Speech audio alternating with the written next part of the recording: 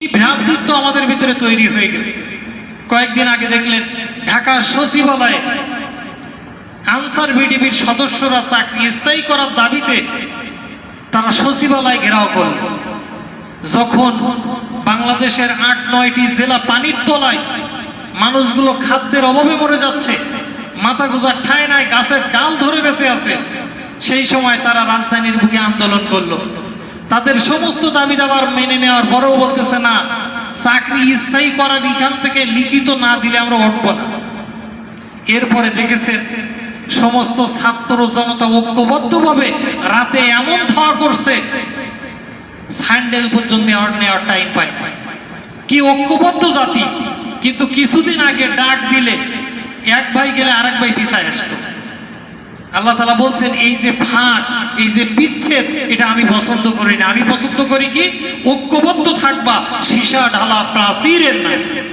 যদি থাকো তাহলে আমি আল্লাহ তোমাদেরকে অবশ্যই ভালোবাসবো। সূরা সফ আয়াত নাম্বার 4।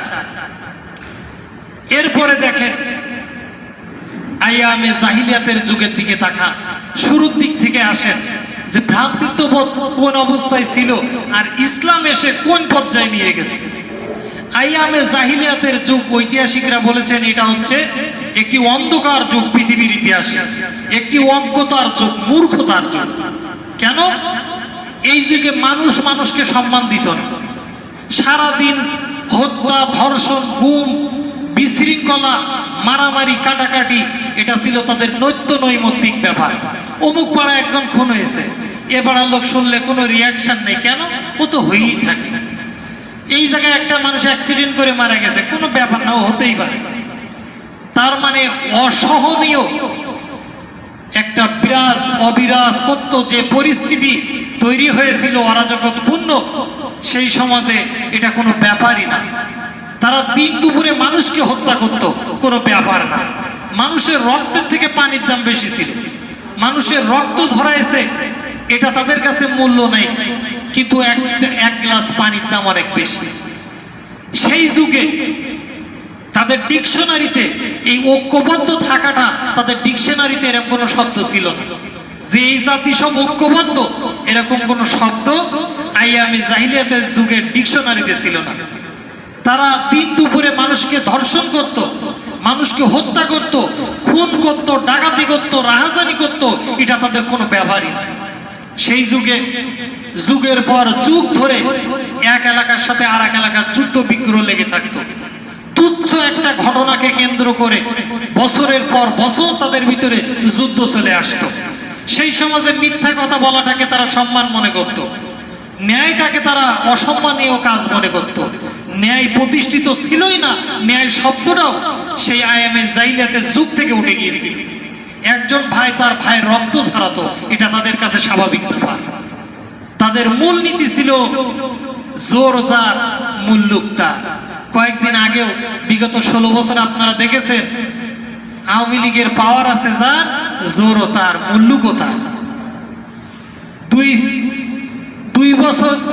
বছরের একটা যুবক পিছন দিক থেকে দেখলে মনে হয় যেন একেবারে সজনের ডিটাবে না দেখা যায়। উনি বিশাল ব্যাপার। কি? উনি ছাত্রলীগের ওয়ার্ড সভাপতি। ওনার ক্ষমতার পাওয়ারে চেয়ারম্যান পর্যন্ত ভেসে চলে গেছে। এই পরিস্থিতিটাই ছিল আইয়ামে জাহিলিয়াতের যুগে। জোর যার, মুল্লুক তার। কি ব্যাপার?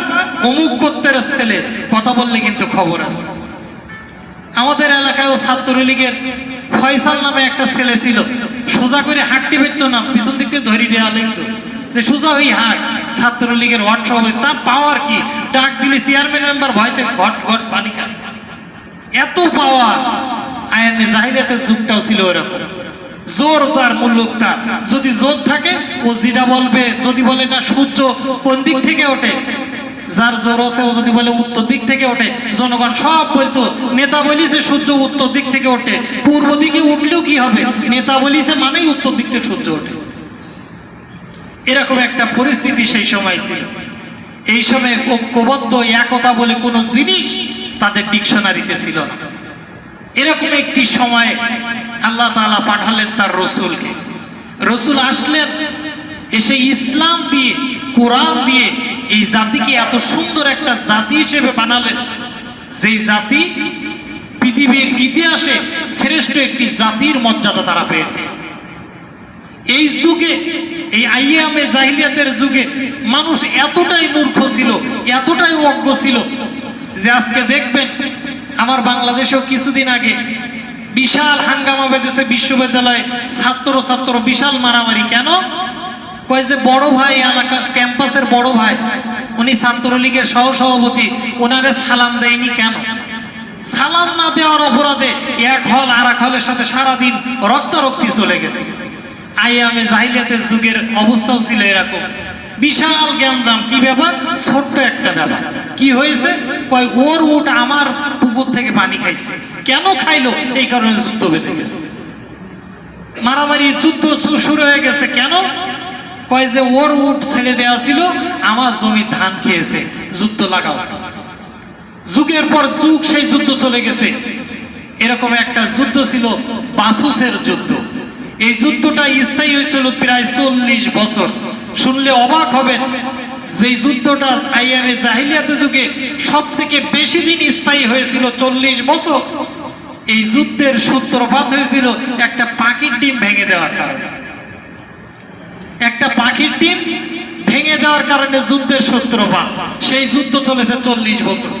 বাপ মারা যাওয়ার সময় সন্তানকে ওসিয়াত করে গেছে, অমুক পাড়ার সর্দার বাড়িওয়ালাদের সাথে আমাদের কিন্তু বিশাল গ্যাঞ্জাম, আমি মরে যাওয়ার পর যতদিন বাঁচবা ওদের সাথে যুদ্ধ করবা, আর তুমি যখন বুড়ো হয়ে যাবা তোমার ছেলে সন্তানদের বলে যাবা ওদের সাথে যেন যুদ্ধ করে।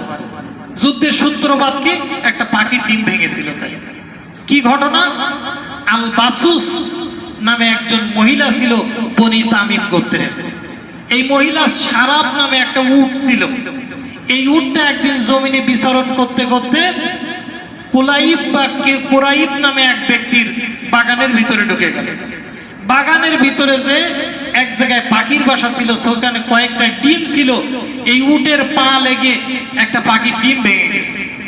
সেই কুরাইশ দেখলো আমার বাগানের ভিতরে বাসুসের উট ঢুকে আমার এলাকার পাখির বাসার সেই ডিম ভেঙেছে।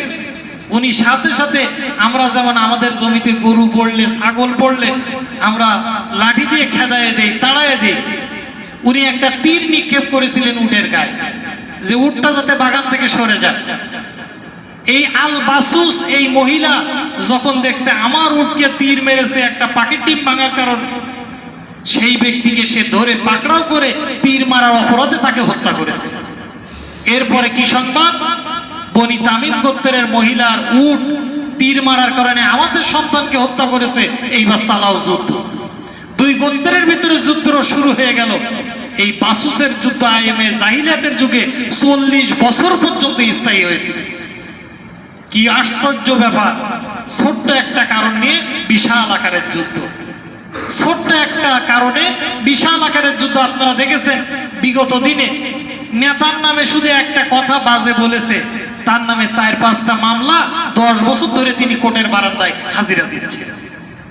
আইয়ামে জাহিলিয়াতের যুগে এরকম একটা সিচুয়েশন সেই সব তৈরি হয়েছিল।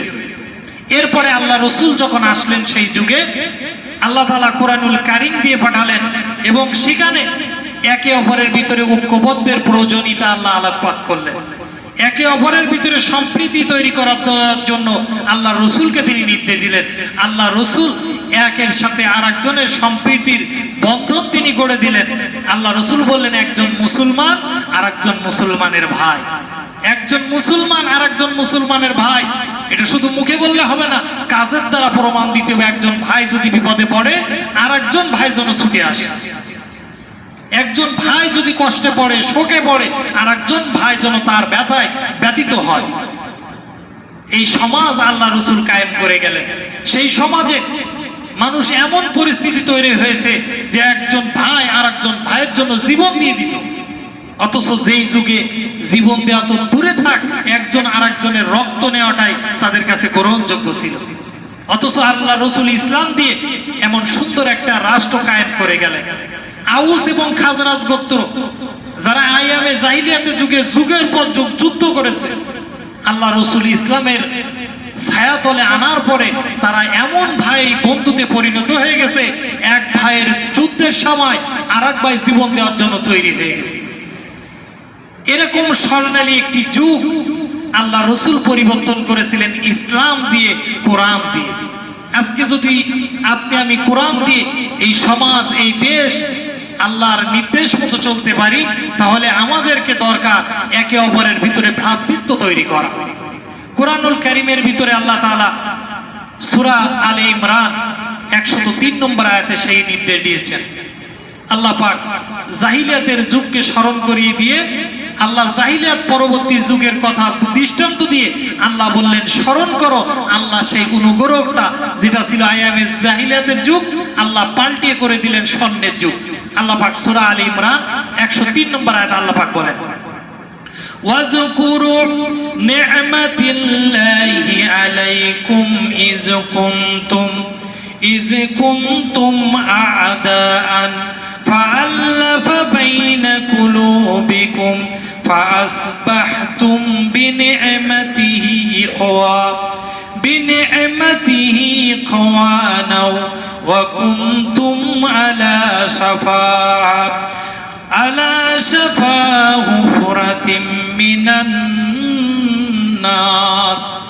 আল্লাহ পাক বললেন, তোমরা স্মরণ করো আমার সেই অনুগ্রহটাকে, যখন তোমরা একজন মুসলমান, এই এখন যেমন ভাই ভাই আছো, তখন ছিলা একজন আরেকজনের চরম শত্রু। আল্লাহ বলছেন আমার সেই অনুগ্রহটা স্মরণ করো। আইয়ামে জাহিলিয়াতের যুগে যেমন একজন আরেকজনের শত্রু ছিলাম, আমি আল্লাহ তোমাদেরকে অনুগ্রহ করলাম, ইসলামটাকে জমিনে প্রতিষ্ঠিত করে দিলাম। এখন তোমরা শত্রু থেকে একজন আরেকজনের ভাই হয়ে গেলে আল্লাহ এই অন্তরটা আল্লাহ নিজে তোমাদের জুড়ে দিলেন। আর আল্লাহ তাআলা বলছেন তোমরা ছিলে জাহান্নামে যাওয়ার পর্যায়ে, আমি আল্লাহ দয়া করে অনুগ্রহ করে তোমাদেরকে বাঁচায়া দিলাম। আল্লাহ বলছেন তোমরা এখন যে সুফল পাচ্ছ, এখন একজন আরেকজনের ভাই হয়ে গেছে। ফেনীতে মানুষ ডুবে মরতেছে, তোমার যা আছে তাই তুমি দান করে দিচ্ছ। একজন আরেকজনের জন্য তোমরা এখন জীবন দেওয়ার জন্য নিজের অর্থ সম্পদ দিয়ে তোমরা লেগে গেছো। এই যে সম্প্রীতির বন্ধন আমি তৈরি করে দিলাম, এর কারণে তোমরা আমার শুকরিয়া আদায় করো। এই যে অবস্থা আমি তোমাদেরকে পরিবর্তন করে দিয়েছি, যে যুগে মানুষ মানুষকে খুনোখুনি করত, একজন আরেকজনের রক্ত ঝরাতো, এরকম একটা খারাপ যুগ থেকে তুলে এনে আমি তোমাদেরকে এমন একটা স্বর্ণালী যুগ দিলাম, যেই যুগে তোমরা একজন আরেকজনের ভাই হয়ে গেছো, একজনের জন্য আরেকজন জীবন দেওয়ার জন্য তৈরি হয়ে গেছো। এই যে অবস্থা আমি তোমাদেরকে করে দিলাম, এর জন্য তোমরা আমার শুকরিয়া আদায় করো, আমার নিয়ামতের স্মরণ করো। কেমনে শুকরিয়া আদায় যদি করো, তাহলে এই যে বন্ধন আমি দান করেছি এটাকে স্থায়ী আল্লাহ করে দিবেন। আর যদি আল্লাহর নিয়ামতের শুকরিয়া আদায় না করেন, তাহলে আল্লাহ যে নিয়ামত দিয়েছেন এটা আল্লাহ আবার প্রত্যাহার করে নেবেন। দেখেন কিছুদিন আগে আমার দেশের যে করুণ অবস্থা ছিল, মানুষ জবান খুলে কথা বলতে পারতো না, বাক স্বাধীনতা ছিল না, যা ইচ্ছা তাই করতে পারতো না, যেটা অন্যায় সেটাকে ন্যায় হিসেবে মেনে নিতে হয়েছে, মাসের পর মাস বাড়ি ছেড়ে থাকতে হয়েছে, বাগানে শুইতে হয়েছে, আত্মীয় স্বজন থেকে দূরে সরে থাকতে হয়েছে, আপনি স্বাধীনভাবে বেড়াতে পারেন নাই। আল্লাহ তাআলা বলছেন যে অবস্থা অন্ধকার যুগ বিগত 16 বছর ছিল, কোরআনের আয়াতগুলো দেখলে মনে হয় যেন এই যুগের জন্য আল্লাহ নাজিল করেছে। আল্লাহ বলছেন যে পরিস্থিতি তোমাদের আগে ছিল, যে অন্ধকার ছিল, আমি আল্লাহ রহমত দিয়ে সেই অবস্থাটাকে পরিবর্তন করে দিয়েছি। এখন আপনি যা ইচ্ছা তাই করতে পারেন, স্বাধীনভাবে চলতে পারেন, স্বাধীনভাবে কথা বলতে পারেন। আল্লাহ তাআলা বলছেন যে নিয়ামতটা এখন আমি দিলাম, তোমাদের কাজ হলো এই নিয়ামতটাকে, এই স্বাধীনতাটাকে, এই সুন্দর অধিকারপূর্ণ দেশটাকে, এই নিয়ামতটাকে যদি স্থায়ী করতে চাও, তাহলে আমার শুকরিয়া আদায় করো। আর যদি আল্লাহ শুকরিয়া আদায় না করেন, তাহলে এই নিয়ামত আজ আছে কাল থাকবে না। এই আল্লাহ শুকরিয়া আদায় করা কি? আল্লাহ তাআলা বলছেন যে রহমত আমি তোমাদেরকে দিলাম, যে স্বাধীনতা তোমাদেরকে আমি এনে দিলাম, আমার শুকরিয়া আদায় করার মানে হচ্ছে আমার দেখানো পথ এবং মত অনুযায়ী তুমি তোমার জীবন, তুমি তোমার রাষ্ট্র, তোমার সমাজ, তোমার দেশটাকে তুমি পরিচালিত করো। আল্লাহ তাআলা যেহেতু পরিবর্তন দিয়েছেন, তাহলে এই পরিবর্তনটাকে যদি স্থায়ী করতে চান, এর সিস্টেমটাও বলে দিবেন আল্লাহ। যে এইভাবে চললে আমার এই সিস্টেমটা স্থায়ী হবে, এই স্বাধীনতাটাকে দীর্ঘস্থায়ী হবে যদি আমার স্মরণ না করে, কোরআনুল কারীম যদি ভুলে যাও, কোরআনের আইন আদর্শ যদি বাদ দিয়ে তুমি অন্যদিকে অন্য দর্শনে দেশ চালাতে চাও, তাহলে যে স্বাধীনতা দিয়েছি, যে শান্তি আমি দেশে ফিরাই দিয়েছি, এই শান্তি স্থায়ী হবে না। সুতরাং এই নিয়ামতটাকে, এই স্বাধীনতাটাকে যদি স্থায়ী করতে হয়, তাহলে বিনা বাক্যে আল্লাহর বিধানের কাছে আপনাকে সঁপে দিতে হবে। এই স্বাধীনতা যদি স্থায়ী করতে চান, তাহলে কোরআন এবং সুন্নাহ মোতাবেক যারাই দেশ চালাবে, আমাদের তাদেরকেই ক্ষমতায় নিয়ে আসতে হবে।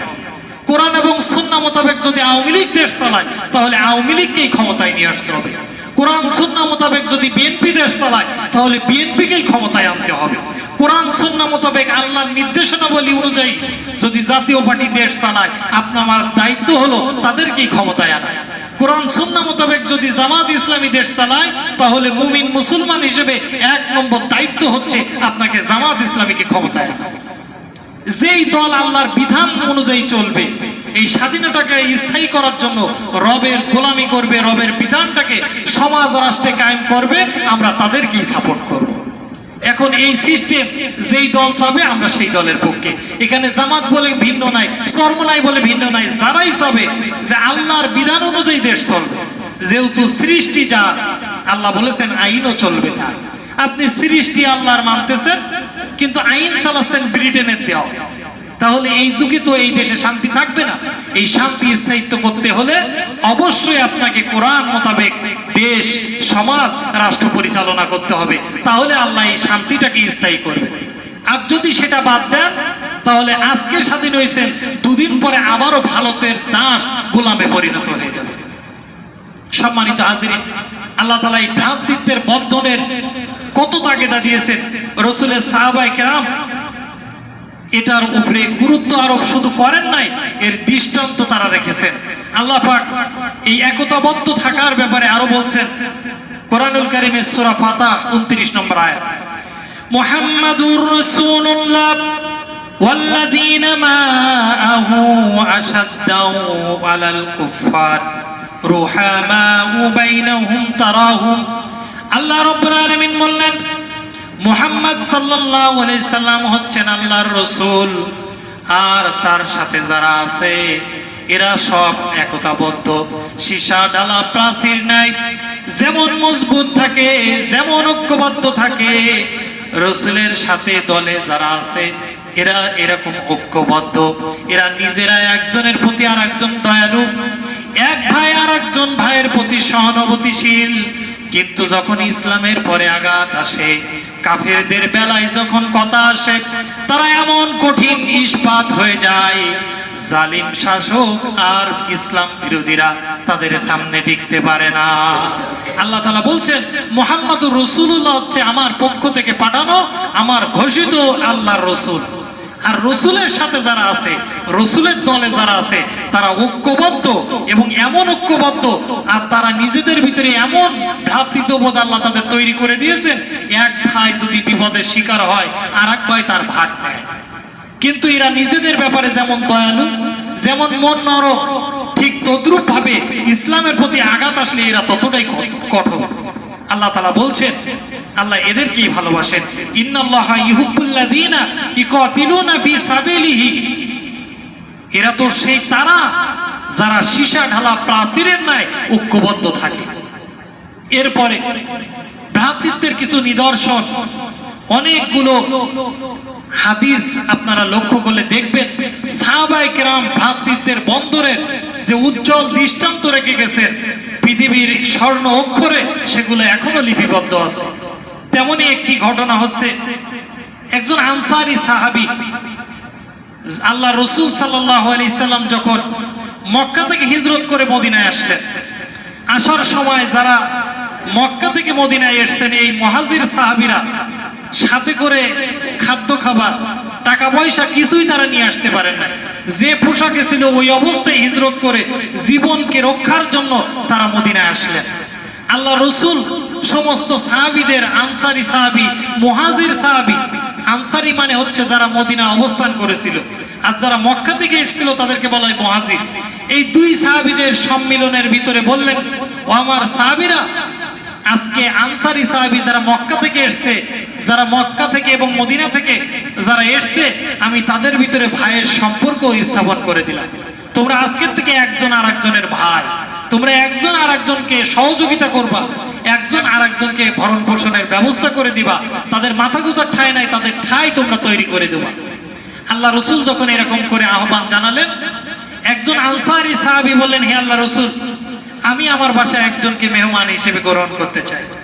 তিনি একজনকে বাসায় মেহমানদারি করার জন্য নিলেন। তিনি সেই সাহাবীকে নিয়ে, যিনি মক্কা থেকে হিজরত করে মদিনায় আসছেন, এই সাহাবী নিয়ে বাড়ির দিকে চললেন। বাড়িতে যাওয়ার পর স্ত্রীকে ডেকে বললেন, ওগো স্ত্রী, আমার সাথে আল্লাহ রসুলের একজন বিখ্যাত সাহাবী এসেছেন, যিনি আজকে মেহমান হিসেবে আমাদের বাসায় অবস্থান করবেন। বাড়িতে কি খাদ্য খাবার আছে তার মেহমানদারি করে।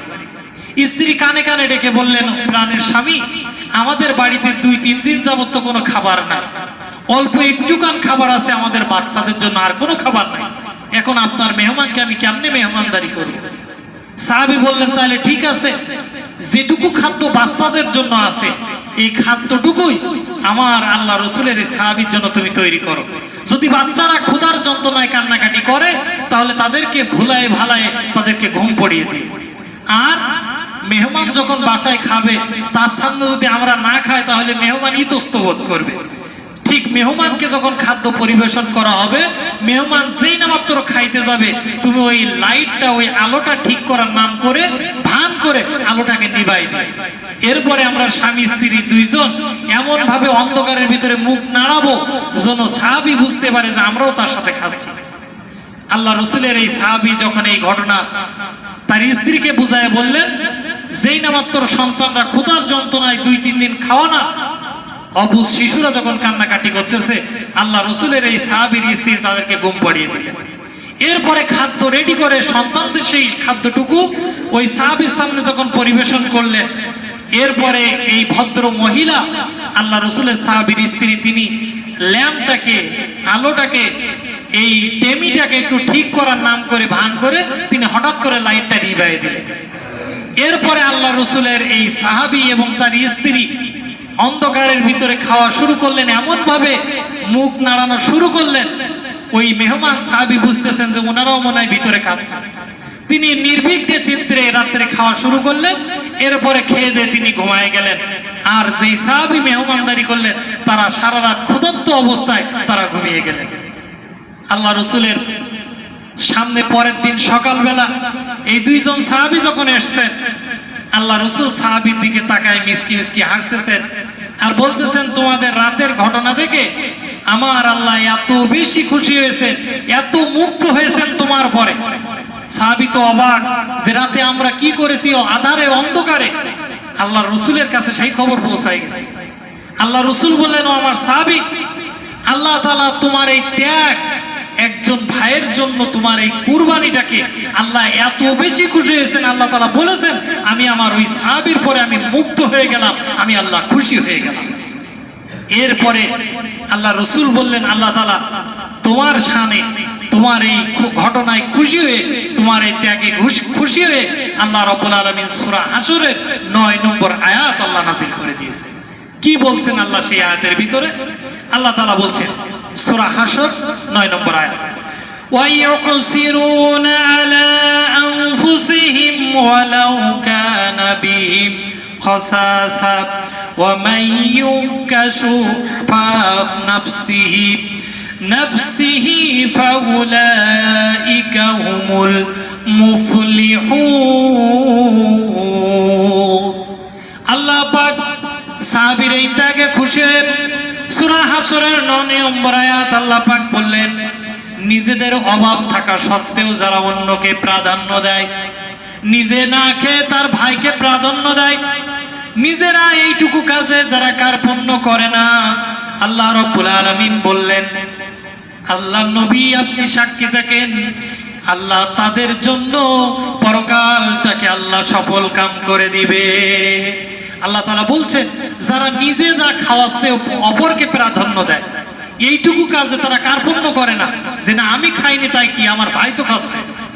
এইটুকু কার্পণ্য যারা করে না, যারা নিজের থেকেও অপরকে প্রাধান্য দেয়, অগ্রাধিকার দেয়, যে আমি না খেয়ে আছি সমস্যা নেই, আমার বন্যা এলাকার ভাইদের খাওয়ার দরকার, আমি একটু কম খাই কিন্তু ফেনীর ভাইদের খাদ্য তুলে দেওয়া দরকার, তাদেরকে টাকা দেওয়ার দরকার, তাদেরকে ত্রাণ দেওয়া দরকার। আল্লাহ তাআলা বলছেন নিজেদের থেকে অপর ভাইয়ের খাদ্যকে খাওয়ানোটাকে যারা প্রাধান্য দেয়, আল্লাহ তাআলা বলছেন পরকালীন জিন্দিগিতে তারাই হচ্ছে প্রকৃত সফলকাম। আল্লাহ তাআলা খুশি হয়ে যান যে এদের ব্যাপারে আল্লাহ ঘোষণা দিলেন নিজে না খেয়ে অপরকে খাওয়ায়।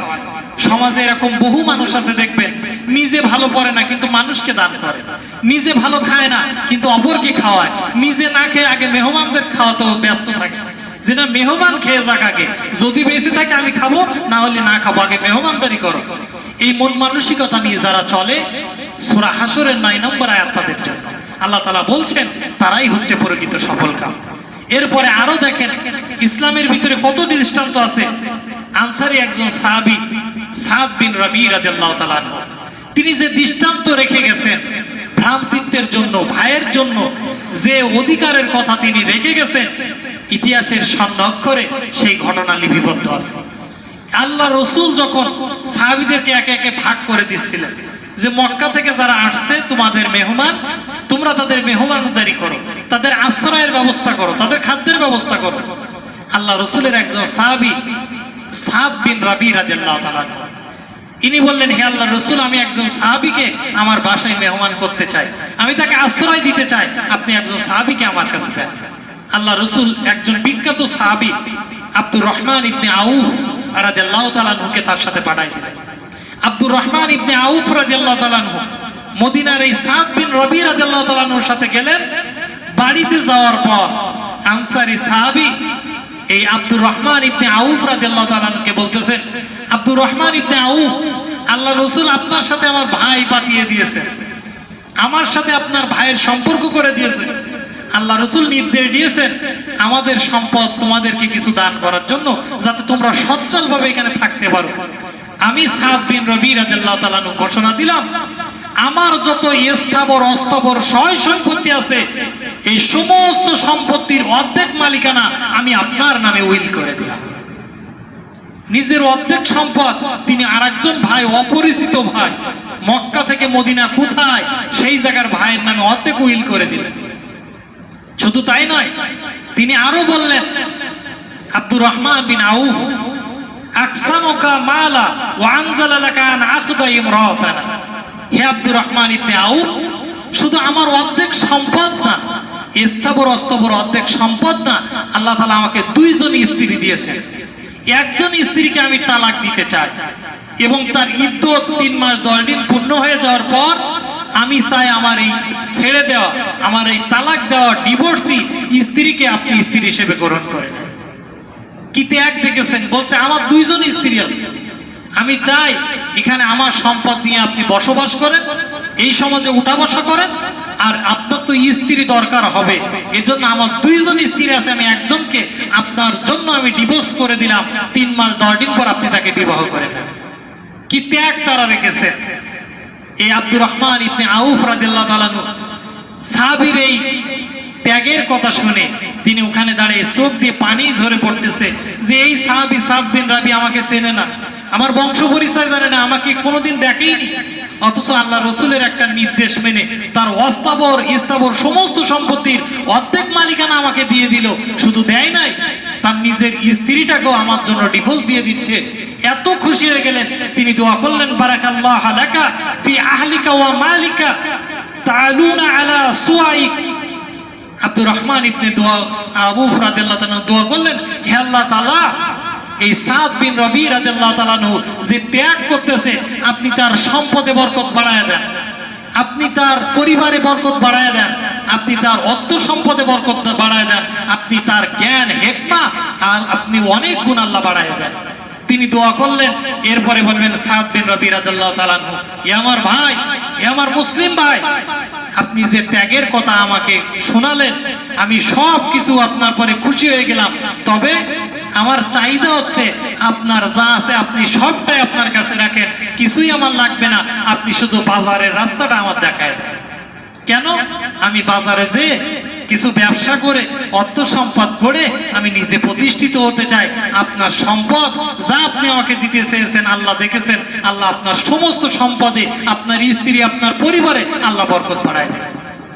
এই আব্দুর রহমান ইবনে আউফ রাদিয়াল্লাহু তাআলা বাজারে চলে গেলেন। বাজারে যাওয়ার পর কিছু মাল কিনে তিনি তাৎক্ষণিক বিক্রি করলেন। যতটুকু লাভ হলো, এই লাভের মাল দিয়ে রাতে খাওয়ার জন্য তিনি কিছু ঘি এবং মাখন তিনি কিনে বাড়ির উদ্দেশ্যে রওনা করলেন, যেখানে তার আশ্রয়। তিনি খাওয়া দাওয়া করলেন। পরের দিন ব্যবসা করে আল্লাহ রাব্বুল আলামিন পরবর্তী সময়ে মদিনার অন্যতম একজন ধনী ব্যবসায়ী হিসেবে আব্দুর রহমান ইবনে আউফকে আল্লাহ কবুল করলেন। তিনি মদিনার একটা ধনাঢ্য ব্যবসায়ী হয়ে গেলেন। পরবর্তী সময়ে তিনি আনসারী একজন মহিলাকে, একজন তরুণীকে তিনি বিবাহ বন্ধনে আবদ্ধ হয়ে গেলেন। কি ত্যাগ দেখেন! সাহাবীর একজন ভাই আরেকজন ভাইয়ের জন্য করেছেন। একজন আনসারী সাহাবী, মদিনায় অবস্থান তার বাড়ি। এই সাহাবী, তার বাড়িতে কোনো খাদ্য খাবার নাই, মাত্র একটা ছাগলের মাথা আছে। ছাগলের মাথাটা তিনি খাইতে যাবেন, হঠাৎ করে দেখে তার বাড়িতে অন্য কোথাও থেকে কিছু দান এসছে, সামান্য কিছু খাবার এসছে। ওই সাহাবী চিন্তা করলেন, আহারে, আমার কাছে তো দুই রকম খাদ্য এসে গেছে, একটা হচ্ছে ছাগলের মাথা, আর একটা হচ্ছে অপরজন ভাইয়ের দান করা কিছু খাদ্য। এই দুইটাই একসাথে না খেয়ে আমার প্রতিবেশী তো না খেয়ে আছে, তাহলে আমি এই সামান্য খাবারটা গ্রহণ করি, ছাগলের মাথাটা আমার পাড়া প্রতিবেশীকে আমি দান করে দিই। তিনি তাদেরকে দান করে দিলেন। ওই পাড়া প্রতিবেশী ছাগলের মাথা পেয়ে চিন্তা করলেন, আহারে, আমি ছাগলের মাথা খাবো, আমার প্রতিবেশী না খেয়ে থাকবে, তাদের ছোট ছোট বাচ্চা আছে, কি দরকার, আমি না হয় আরেকদিন না খেয়ে থাকবো। তিনি দান করে দিলেন পাশের বাড়িতে। তিনি আবার চিন্তা করলেন, আমার থেকে ওই এলাকার ভাবিরা বেশি গরিব, আমাদের চেয়ে তো ওদের কষ্টটা বেশি, ওরা 4 দিন ধরে না খেয়ে আছে, আমার এই ছাগলের মাথাটা আমি তাদেরকে দান করি। এইভাবে করে ঘুরতে ঘুরতে একজনের বাড়ি থেকে আর একজনের বাড়ি ঘুরতে ঘুরতে প্রথমে যিনি দান করেছিলেন তার বাড়িতে আবার এসে গেছে। কি ত্যাগ দেখেন, যে আমি না খেয়ে আছি সমস্যা নেই, আমার ওই ভাই তো আরো বেশি দিন না খেয়ে আছে। দান করতে করতে সেই খাবার আবার ঘুরে প্রথম যিনি ছিলেন তার কাছে চলে আসছে। কি নিদর্শন তারা রেখে গেছেন, কি উদাহরণ দৃষ্টান্ত তারা রেখে গেছেন। ইয়ারমুকের যুদ্ধে আপনারা জানেন, ইয়ারমুকের যুদ্ধে আল্লাহ রসুলের সাহাবীরা অনেকেই আহত হয়েছিলেন এবং কয়েকজন এমন মারাত্মক আহত অবস্থায় ছিলেন যারা মৃত্যুর প্রায় একেবারে কাছাকাছি পৌঁছে গেছিলেন। সাহাবীরা সেই ময়দানে পড়ে আছেন, কারো হাত চলে গেছে, কারো পা চলে গেছে, কারো মাথায় আঘাত লেগেছে, কারো বুক চিরে গেছে। যখন জমিনে পড়ে সবাই সাহাবীরা নিদারুণ কষ্টের ভিতরে পানি পানি বলে যখন মৃত্যুর যন্ত্রণায় ছটফট এরকম করতেছিল, আল্লাহ রসুলের সাহাবীরা চিৎকার দিয়ে বলতেছেন, আমাদেরকে একটু পানি দেন, একটু পানি দেন। ইয়ারমুকের যুদ্ধে একজন সাহাবী বলছেন, আমার কাছে অল্প কিছু পানি ছিল, আমি এই পানিটা নিয়ে দৌড় মেরে গেছি। একজন সাহাবী যিনি ওই জমিনে পড়েছিলেন, মারা যাবে যাবে অবস্থা, তার মুখের কাছে যখন পানি দিতে গেছি, সাহাবী যেই না মাত্র পানি পান করতে যাবে, তাকায় দেখে পাশে আর একজন ভাই তিনি আহত অবস্থায় পড়ে আছেন, মুখের দিকে তাকায় আছে। ওই সাহাবী পানি না পান করে বলতেছেন, আমার কাছে কেন এসেছেন? আমার থেকে আমার ওই ভাই তো বেশি কষ্টে আছে, পানি আমি পরে খাবো, আগে ওনাকে দেন। ওই সাহাবীর কাছে যখন আবার এই সাহাবী পানি নিয়ে গেছে, যে আপনি কেন, ওই ভাই আপনাকে খাইতে বলছে। উনি যখন পানি পান করতে যাবে, তাকায় দূরে তাকায় দেখে আর একজন সাহাবী পড়ে আছে, তিনি মুখের দিকে তাকায় আছে। তিনি বললেন, আমাকে দেওয়ার দরকার নেই, ওই ভাই বেশি কষ্ট আছে, তাকে দেন। আর একজন ভাই যখন পানি পান করতে যাবে, তিনি তাকায় দেখে দূরে আল্লাহ রসুলের আর একজন সাহাবী পড়ে আছে। এইভাবে করে সেই সাহাবী বলতেছেন, আমি পানি নিয়ে একজনের কাছ থেকে আরেকজন, আরেকজনের কাছ থেকে আরেকজন, এইভাবে করে শুধু দৌড়াইতে আসি, দৌড়াইতে আসি। একজন থেকে আরেকজন, আরেকজন থেকে আরেকজন, এইভাবে করে যখন দৌড়ায় কেউ পানি পান করে না। অবশেষে আমি তাকায় থেকে লক্ষ্য করে দেখি, আল্লাহ রসুলের যে কয়জন সাহাবী আহত অবস্থায় পড়েছিলেন, রক্তাক্ত অবস্থায় পড়েছিলেন, যদি পানি পান করতো হয়তো বা কেউ বেঁচে যেত। কিন্তু এই সাহাবীরা একজন ভাইয়ের থেকে নিজের থেকে আরেকজনকে এত বেশি প্রাধান্য দিয়েছে, অবশেষে আল্লাহ সমস্ত এই সাহাবীরা, আল্লাহ রসুলের এই সাহাবীরা আহত অবস্থায় বিনা পানি পান করে সবাই একে একে শাহাদাতের মর্যাদা নসিব করেছে। কেউ পানি পান করার সুযোগ পান নাই। কেন? কেন হচ্ছে এটা, যে আমার থেকে আমার রসুলের ওই সাহাবী বেশি কষ্টে আছে। আমি খাইলে হয়তো বাঁচবো, কিন্তু আমার ওই ভাই তো বাঁচবে না, আগে ভাইকে বাঁচানোর দরকার।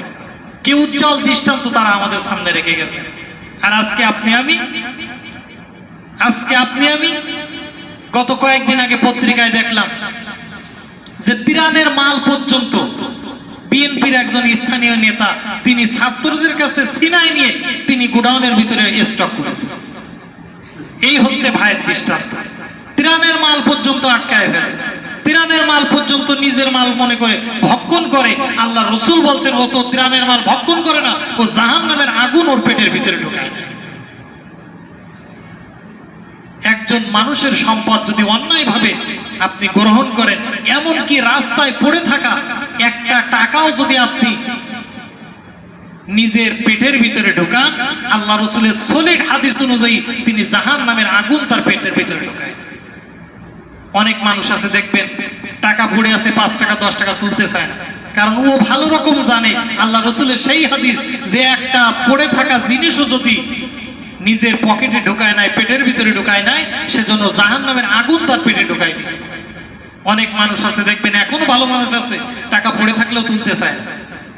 আপনার দায়িত্ব হচ্ছে যেটা পড়ে আছে ওটা আপনি তুলবেন, 2-3 ধরে অ্যানাউন্স করবেন যে ভাই এরকম টাকা পাওয়া গেছে, কার আছে। যদি প্রচার করার পরও না পান, তাহলে আপনি মসজিদে সেটা গচ্ছিত রাখবেন, আপনার দায়িত্ব এটা। কিন্তু এখনকার যে জমানা, টাকা পড়তে দেরি হয়, পিছন দিক থেকে আরেক ভাই তুলে নিতে দেরি হয় না। এমনও দেখছি যে ব্যাগ পড়ে গেছে, ওই ভাই কিছুতে যাওয়ার পর মনে হয়েছে ইস মোড়ের মাথায় ধাক্কা লেগে ব্যাগটা পড়ে গেছে, ভাই মোটরসাইকেল ঘুরিয়ে আসতে আসতে আর একদিনই ভাই তুলে নিয়ে আত্মসাৎ করিস। এই হচ্ছে বাস্তবতা। অথচ আল্লাহ রসুলের সাহাবীরা ঠিক তার বিপরীত দৃষ্টান্ত আমাদের জন্য রেখে গেছে। একজন ভাই আর একজন ভাই, ইমাম বুখারীর উস্তাদ আব্দুল্লাহ ইবনে উসমান রাহিমাহুল্লাহ, ইমাম বুখারী যার হাদিস সবথেকে বিশুদ্ধ বলা হয় কোরআনুল কারীমের পরে, তার উস্তাদ আব্দুল্লাহ ইবনে উসমান রাহিমাহুল্লাহ তিনি বলতেন যে একজন ভাই যদি তার দরকার নিয়ে, তার প্রয়োজন নিয়ে, তার অসুবিধা নিয়ে আমার কাছে আসে, আমার প্রথমত কাজ থাকে আগে নিজের দৈহিক শক্তি দ্বারা তার সমাধান করে দেওয়া। যদি দৈহিক শক্তি দিয়ে সমাধান করতে না পারি, ওই ভাইকে আমি বিদায় দেই না, বলি ভাই আমার সাথে থাকেন, আমার টাকা পয়সা খরচ করে আপনার চাহিদা মেটাবেন। যদি টাকা পয়সা চাহিদা না মেটে, তাহলে এলাকার মেম্বার চেয়ারম্যানের কাজ দিয়ে যদি মেটে, সেখানে পর্যন্ত সাথে করে নিয়ে যেত। যদি সেখানেও চাহিদা ভাইয়ের প্রয়োজন না মেটাতে পারতো, যদি এটা প্রেসিডেন্টের কাছে যাওয়া লাগে, ইমাম বুখারীর উস্তাদ আব্দুল্লাহ ইবনে উসমান রাহিমাহুল্লাহ বলছেন আমি প্রেসিডেন্টের দরবার পর্যন্ত আমার ভাইয়ের প্রয়োজন মেটানোর জন্য আমি সাথে থেকেছি। কি ত্যাগ তারা করেছেন!